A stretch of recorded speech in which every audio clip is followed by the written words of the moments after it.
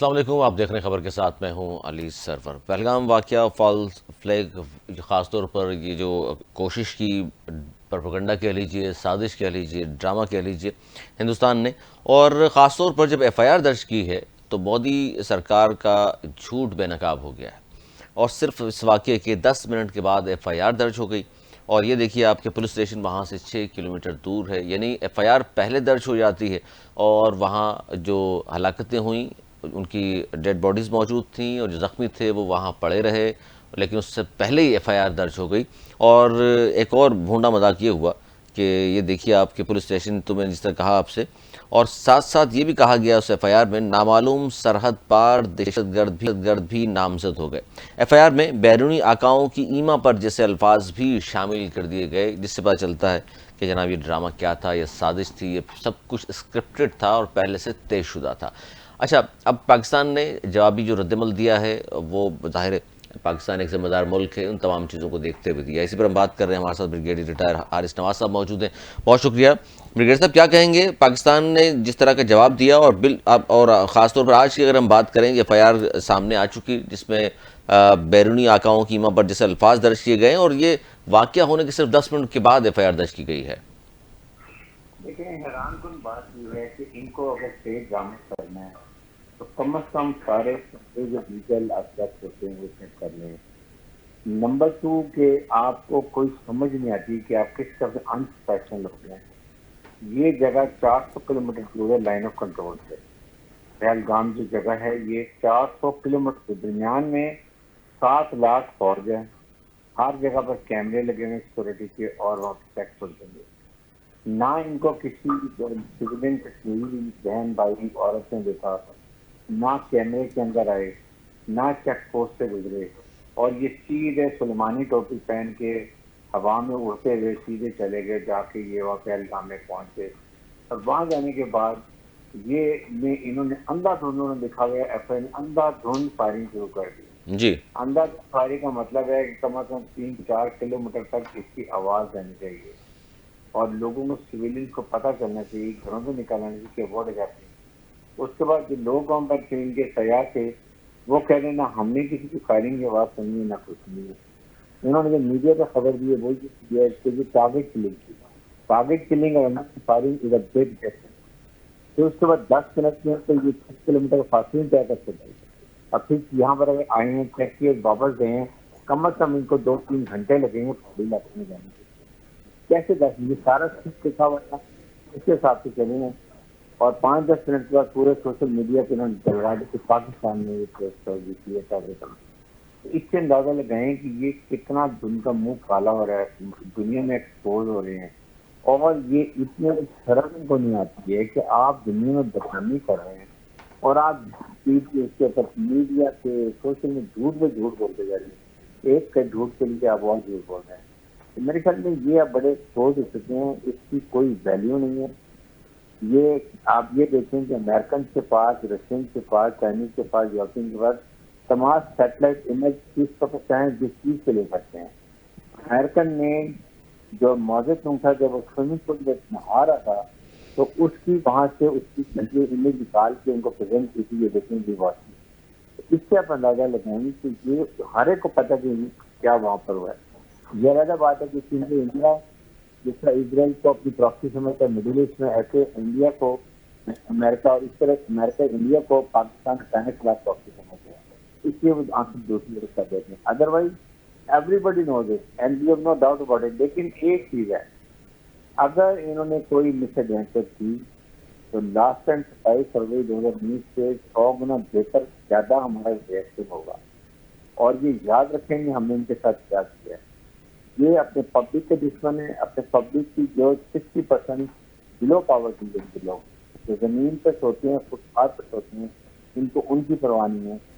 ये नरेंद्र मोदी और शाह का टोला है जिसमें अमित शाह, राजनाथ सिंह, अजीत डोभाल, नरेंद्र मोदी, ये अखंड भारत का लेके चल रही है। सिर्फ चाहते हैं हिंदू स्टेट हो, ना क्रिश्चियन हो, ना मुसलमान हो, ना दलित लोग कास्ट के हो, ना सिख हो, ना नीजू हो, ना नागज हो, ना आसामी हों। अच्छा, बिल्कुल ये सही कह रहे हैं ब्रिगेडियर साहब, ये बड़ी अहम चीज़ है। गुजरात का कसाब का खिताब भी इनके पास मौजूद है, नरेंद्र मोदी के पास। और ये बड़ी अहम चीज़ है कि जहाँ ये वाक़या हुआ है पहलगाम यानी मकबूजा जम्मू कश्मीर, बीजेपी वहाँ इलेक्शन हारी है। एक तो ये बड़ी अहम चीज़ है कि वहाँ ये वाक़या प्लांटेड कराया गया। दूसरा, नायब अमरीकी सदर दौरे पर थे, टाइमिंग बड़ी अहम है। नरेंद्र मोदी सऊदी अरबिया में थे, इस वाक़े के बाद फ़ौरन बाद वो मुख्तसर करके दौरा वापस एयरपोर्ट पहुँचते हैं और एयरपोर्ट पर ही वो सलामती कमेटी का इजलास भी बुला लेते हैं।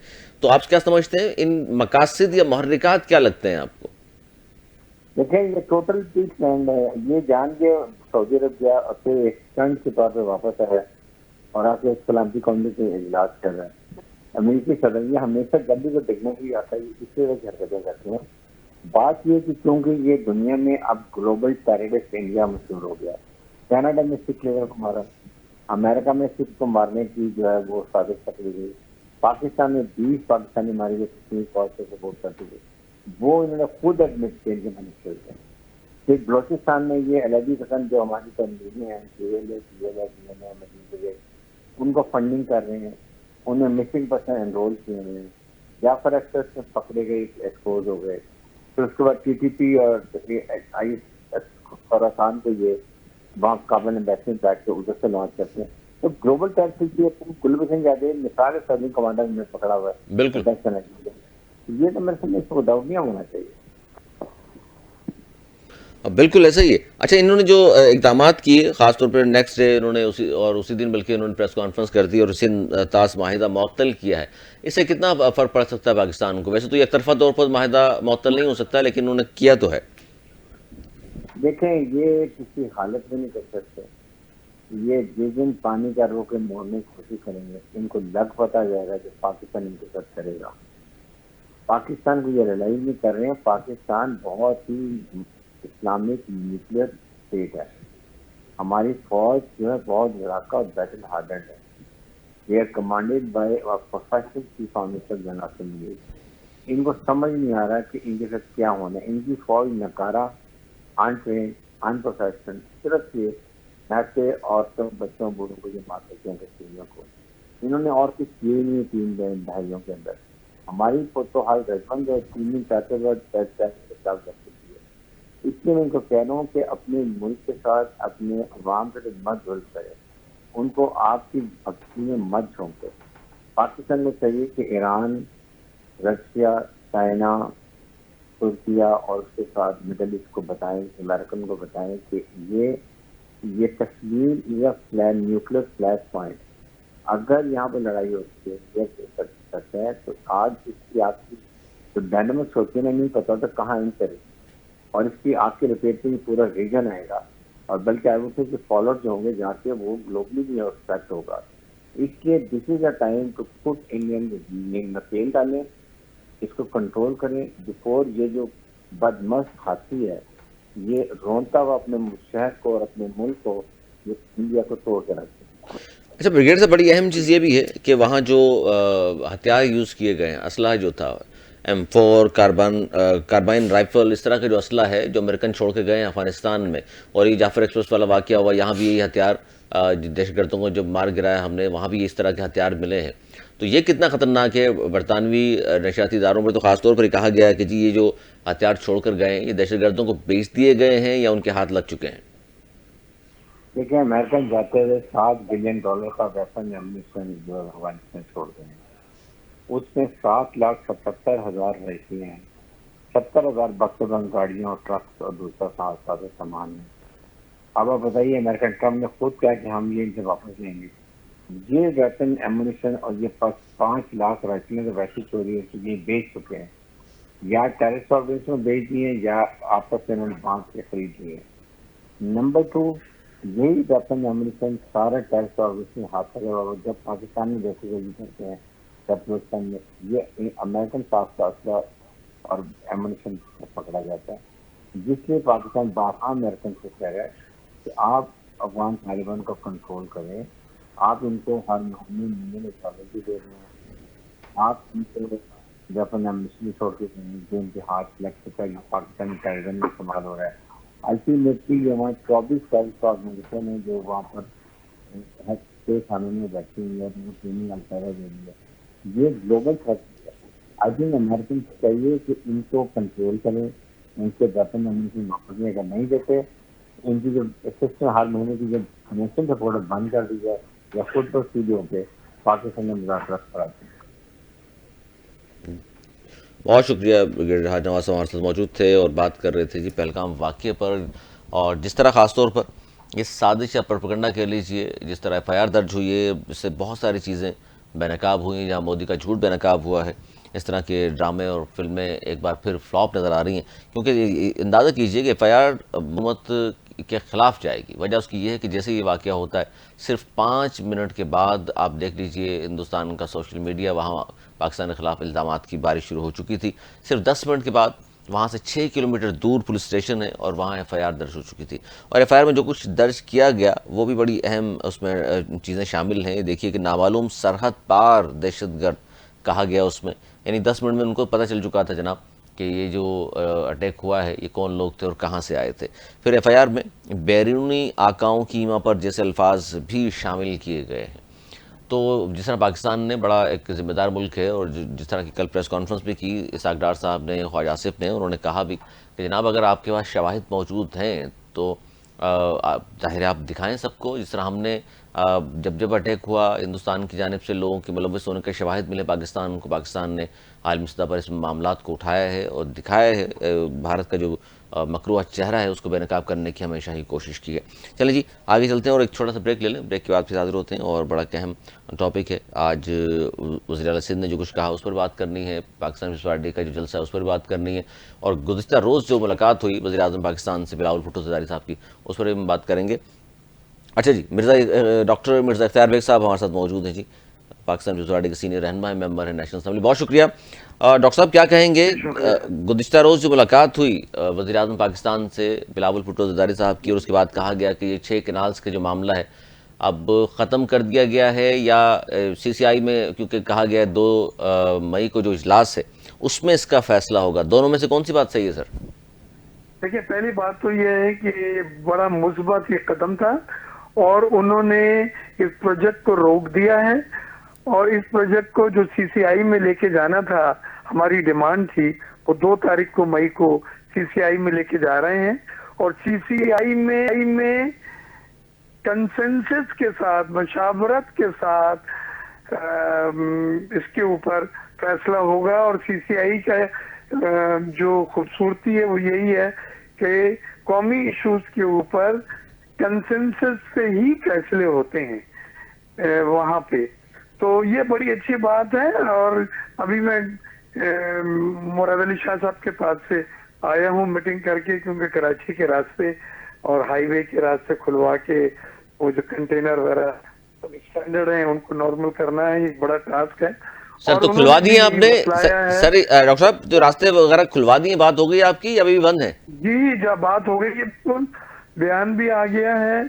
और वो जो लोग कह रहे हैं कि नोटिफिकेशन निकाल, मेरे भाई इसका कोई नोटिफिकेशन थोड़ी निकला था जो अब हम उसको डी नोटिफाई करेंगे। इसका कोई नोटिफिकेशन निकला था। ये प्राइम मिनिस्टर ने जो चीफ एग्जीक्यूटिव है मुल्क का, ये ऐलान कर दिया है कि ये प्रोजेक्ट जो है उसको रोक दिया जाए, इस पर कोई पेशरफ्त ना हो। और इंशाल्लाह सीसीआई के इजलास जो 2 तारीख को मई को है उसमें भी इसकी मजीद कंफर्मेशन नहीं तो उसमें जी डॉक्टर साहब आपने कहा कि जी रोक दिया है, इसका मतलब है सिर्फ रोक दिया, ये भी साथ में बताना चाहिए कि जी 2 तारीख तक रोक दिया है, 2 तारीख को मुशावरत होगी और उसमें जाहिर अक्सरियत आपके पास तो नहीं है। ये प्रोजेक्ट खत्म हो गया है। ये प्रोजेक्ट हमारे हुकूमत का इलाका है, कोalition पार्टनर है, उन्होंने हमें यकीन दिलाया है। और मैं अभी चीफ मिनिस्टर मुराद अली शाह साहब के पास से उठकर आया हूँ, उन्होंने भी तफसीलात हमें बताई हैं। और उसमें यही है कि बिलावल साहब को और हमारी जो टीम गई थी नेगोशिएटिंग, जिसमें राजा परवेज अशरफ बहरा और मुराद अली शाह साहब और दूसरे लोग थे, उनको ये पूरा यकीन दिलाया गया है कि ये प्रोजेक्ट जो है कंट्रोवर्शियल है, लिहाजा इसको हम आगे नहीं लेके चल सकते। और यही हमारा एक मुतालबा भी था, और कौमी मफाद में मुल्क के लिए बेहतर भी यही है कि इस वक्त हम कोई और नए महाज ना खोलें। 2 सूबों में ऑलरेडी इंतशार की सूरत हाल है, एक और सूबे को उसमें शामिल ना डॉक्टर साहब, करें। फिर इस पे और फिर इंडिया के साथ जो हालात हैं ये हमें इजाजत नहीं देते कि हम मुल्क में सियासी अदम इस्तेकाम पैदा करें। लिहाजा इन सब चीजों को देखते हुए शहबाज शरीफ साहब ने इस प्रोजेक्ट को जो है कॉल ऑफ कर दिया है और ये प्रोजेक्ट जो है यानी इंडिया की तरफ वो से रोक जो दिया गया। साजिश की गई है उसकी वजह से इसको आगे बढ़ा दिया, ये कह रहे हैं आप? नहीं नहीं नहीं नहीं नहीं नहीं, आप इसको गलत अंदाज में पेश कर रहे हैं। हमारे मुल्क को जो चैलेंजेस दरपेश है उसमें एक नया चैलेंज इंडिया के साथ भी आपने देखा कि वो पाकिस्तान पर इल्जाम कर रहे हैं, उन्होंने इस पर पाबंदियां लगाई हैं और तिजारत और दूसरी चीजों पे। पानी का जो लोग कह रहे हैं कि पानी रोक दिया, वो पानी रोक ही नहीं सकते। बल्कि अभी मैं इंडिया चैनल भी देख रहा नहीं, था, रोक नहीं दिया सर, बताया माहिदे को मुअत्तल किया है कि सिंध ताश माहिदा 1960 का। हमने ट्रीटी मुअत्तल की है। जो इंडस वाटर ट्रीटी थी उसको सस्पेंड किया है। उसके माने ये है कि जो दोनों ममालिक के टेक्निकल माहिरीन एक दूसरे मुल्क में जाते थे पानी के ऊपर पानी के बहाव को देखने के लिए, वाटर वो कमिश्नर फिलहाल रोक दिया गया है। अच्छा, वो तो सर क्योंकि मुअत्तल किया है उन्होंने, एक तरफा तौर पर तो खैर मुअत्तल वो कर भी नहीं सकते, आलमी कवानीन भी मौजूद हैं। वर्ल्ड बैंक गारंटर है इसमें, बिल्कुल वर्ल्ड बैंक गारंटर है और वर्ल्ड बैंक की गारंटी जो है वो इंटरनेशनली एक्सेप्टेबल है, जिसको बहुत सारे मुल्कों में जहाँ पे पानी दूसरे मुल्क से आता है वहाँ पे इस तरह की गारंटी वर्ल्ड बैंक वगैरह ने दी है और इसको 9 साल लगे थे इस गारंटी तक पहुंचने में। अच्छा, इसमें डॉक्टर साहब ये भी बड़ा अहम मसला है कि 1960 का ये माहिदा है और उसके बाद 2 जंगें भी हुई हैं और बहुत सारे वाकयात भी हुए, मुअत्तल नहीं किया गया सिंध ताश माहिदे को। ये फर्स्ट टाइम ऐसा हो रहा है, क्या नजर आता है आपको? मकासद क्या है हिंदुस्तान के? नहीं देखिए, इंडिया एग्रेसिव तो है ना, वो चाहता है कि पूरा इल्जाम हम पे डाल के इंटरनेशनली और ये पानी का जो हथियार है इससे खेले। लेकिन हमने अपने जो नेशनल सिक्योरिटी काउंसिल की मीटिंग हुई है उसमें कहा है कि पानी का रोकना एक्ट ऑफ वॉर ट्रीट किया जाएगा, यानी पानी का रोकना जंग को तस्वुर किया जाएगा कि इंडिया ने जैसे जंग हम पे शुरू कर दी है। तो हमने भी बड़ा वाज़े अल्फाज में 2 टोक अल्फाज में अपना रिएक्शन दिया है और अब इंडिया को सोचना चाहिए कि न्यूक्लियर स्टेट के साथ वो किस हद तक हॉस्टाइल हो सकता है और जहां हमारी नेशनल सिक्योरिटी आएगी वहां पे हम कोई कंप्रोमाइज नहीं करेंगे। डॉक्टर साहब, आज के सक्खर में जलसा, उसमें कोई अहम ऐलान होना है आपकी पार्टी की जानिब से? क्या कहा आपने, दोबारा बताएं? आज जलसा है सक्खर में आपकी पार्टी का? जी, आज हमने यही बड़ा फखरिया हम बताएंगे और ये हमारी जिम्मेदारी के साथ बताएंगे कि सिंध के हकूक जो पानी के थे वो हमने किसी को छीनने नहीं दिए और सिंध का पानी का खतरा भी हमारे जो पॉलिसी है उसके मुताबिक हमने डॉक्टर साहब कहीं मंसूबा को हमने सस्पेंड करा दिया, इस मंसूबे को हमने रोक दिया, इस मंसूबे को बंद कर दिया। सर बंद तो नहीं हुए, लेकिन प्रोग्रेस डॉक्टर साहब ये तो नहीं हुआ कि पाकिस्तान पीपल्स पार्टी के साथ कोई हाथ हो जाए, क्योंकि अक्सरियत नहीं है आपकी सीसीआई में और वहाँ मशावरत होगी। अभी सीसीआई में 2 तारीख को सब आपको पता चल जाएगा। थोड़ा सा आप सब्र करें, 2 तारीख तक, 2 मई तक। तो सर यही बात जलसे में होनी चाहिए कि सब्र करें आप लोग, 2 तारीख को पता चलेगा। नहीं, हम तो यही बतलाएंगे कि हमारे नेगोशिएशन कामयाब हुए हैं। हम मुबारकबाद पेश करते हैं, यानी सियासी बात करेंगे आप? हम इन लोगों को जिन्होंने वफाक के ऊपर प्रेशर डाला है और ये धरने कर रहे हैं और इसमें जो उनके एफर्ट्स हैं उनकी मेहनत वसूल हो गई है और हुकूमत सिंध की मेहनत वसूल हो गई है। बिलावल भुट्टो जरदारी साहब की जो नेगोशिएशन थी उसकी मेहनत वसूल हो गई है और बिलाखिर सिंध को कामयाबी हुई है इस अहम क्रूशियल प्रोजेक्ट जो कंट्रोवर्शियल प्रोजेक्ट था उसको रोकने में। और बशारत से फैसला 2 मई को हो जाएगा और खुदा न खास्ता सिंध वाले तो सोच रहे हैं कि ऐसा हो जाएगा। ऐसा नहीं हुआ, कंटिन्यू हुआ तो फिर क्या करेगी पाकिस्तान पीपल्स पार्टी? जी डॉक्टर साहब,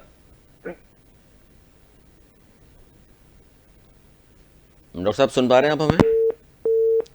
अच्छा जी, चलें, डॉक्टर साहब ने जवाब दे दिया। और सियासी गुफ्तगू होगी, जिसका वो कह रहे हैं कि जी बात भी हो गई है, लेकिन उन्होंने ये भी साथ कहा है कि 2 मई को फैसला होगा। तो असल बात यही है कि मशावरत से फैसला होगा। सीसीआई का इजलास में वज़ीर-ए-आज़म सारा मामला भेज दिया है। इसकी वजह यही है कि जनाब ठीक है, इसमें मशावरत कर लेते हैं, चारों सूबे वहाँ मौजूद होंगे और अक्सरियत नहीं होगी सीसीआई में पाकिस्तान पीपल्स पार्टी के पास। ये बड़ी अहम चीज़ है। अगर 3 सूबे एक तरफ खड़े हो जाते हैं तो फिर क्या होगा मामला। इसीलिए सड़कें ब्लॉक करके जो बैठे हुए हैं, शाहराहों पर जो लोग बैठे हुए हैं, कॉम्प्रेस और वकला बरदरी, वो ये कह रहे हैं कि जनाब कोई गारंटी तो दी जाए। ये तो अभी 2 मई की बात है और 2 मई में मशावरत होगी, वहाँ फैसला होता है नहीं होता, मामला आगे बढ़ जाता है नहीं होता, क्योंकि ये मनसूबा वायरल ख़त्म नहीं हुआ। क्योंकि गुज़िश्ता रोज़ भी वज़ीर-ए-आज़म पाकिस्तान ने जो अल्फाज अदा किए उसमें ये कहीं नहीं कहा उन्होंने रोक देने की बात की। उन्होंने कहा जी काम रोक देते हैं। और लेकिन ज़ाहिर पाकिस्तान पीपल्स पार्टी इसको कामयाबी तस्वर कर रही है। और आज के जलसे में भी इस तरह मिर्ज़ा अख्तियार बेग साहब ने फरमाया कि उनकी बात भी हुई है, और वो बिलावल भुट्टो ज़रदारी साहब हों या मुराद अली शाह साहब हों, तमाम लोग कहेंगे हमारी बहुत बड़ी कामयाबी और हमने जनाब मनसूबा जो है। अच्छा जी, सेनेटर हुमायूं मोहम्मद साहब भी हमारे साथ मौजूद हैं, पीटीआई के सीनियर रहनुमा हैं। डॉक्टर साहब क्या कहेंगे, आज की एक और ख़बर बड़ी अहम है कि बानी पीटीआई ने चीफ जस्टिस को भी ख़त लिखा है, और जिसमें उन्होंने मुकदमात, गिरफ्तारियों और जेल में मुलाकातों पर जो कुछ हो रहा है, जिनके लिस्ट में नाम दिए जाते हैं उनसे मुलाकात नहीं करा जाती। इसके अलावा उन्होंने बुशरा बीबी से भी कहा है कि उनसे भी मुलाकातें हुई, अखबारात उनको नहीं दिए जाते। 8 फरवरी के इंतखाबात का भी तस्करा उन्होंने किया है। सर इसका फिर लिखा भी कायम मकाम चीफ जस्टिस को है, वजह क्या है सर इसकी? उन्होंने चीफ जस्टिस को लिखा, जो भी इस वक्त होगा उसी को एड्रेस करेंगे। और किसको एड्रेस करेंगे? इस वक्त जो बैठा हुआ है उसी को देंगे। अगर उन्होंने आज लिखा है तो इसी को करेंगे। अब उनके पास जिन लोगों को भेजा गया है बात करने के लिए, वो अभी उनको जाके अलाउ किया है, तो उन्होंने उनके साथ बात करके उनको कहा कि लेटर लिखो। अब अगर लेटर लिखा है तो वो कहेंगे कि नहीं, ये हम 1 हफ्ते बाद लिखेंगे, 1 हफ्ते बाद जब चीफ जस्टिस होगा। तो इस वक्त जो भी चीफ जस्टिस है, he is the chief justice ना। The letter has not been written to a particular chief justice, it has been written to the chief justice of Pakistan. अब चीफ जस्टिस ऑफ पाकिस्तान इस वक्त जस्टिस मंसूर अली शाह है, क्योंकि उन्होंने उसका oath लिया हुआ है एज अ चीफ जस्टिस। बिल्कुल, हम उनको कहते होते हैं कि ये कायम मकाम है या वो है। जब प्रेसिडेंट कई बात आपके तो उनकी बिल्कुल डॉक्टर साहब आपके पसंदीदा भी है ना मंसूर अली शाह? नहीं, मेरे पसंदीदा तो डेफिनेटली इसलिए है कि अगर आप देखा जाए इस वक्त देखें, जो मेरिट पे बेहतरीन होता है, जो सबसे बेहतरीन आदमी होगा, जो सबसे बेहतरीन बॉलर होगा मेरा पसंदीदा होगा, जो सबसे बेहतरीन बैट्समैन होगा मेरा पसंदीदा होगा, जो सबसे बेहतरीन और पढ़ा लिखा जज होगा मेरा पसंदीदा होगा, जो सबसे बेहतरीन डॉक्टर होगा मेरा पसंदीदा होगा, जो सबसे बेहतरीन हर एक चीज में होगा, मेरिट पे होगा मेरा यानी जो आपका पसंदीदा होगा, जो आपका पसंदीदा होगा डॉक्टर साहब, लाजमी नहीं है वो सबका पसंदीदा हो। नहीं, लाजमी नहीं है। हर एक बाज लोगों को चोर पसंद है, मुझे नहीं पसंद।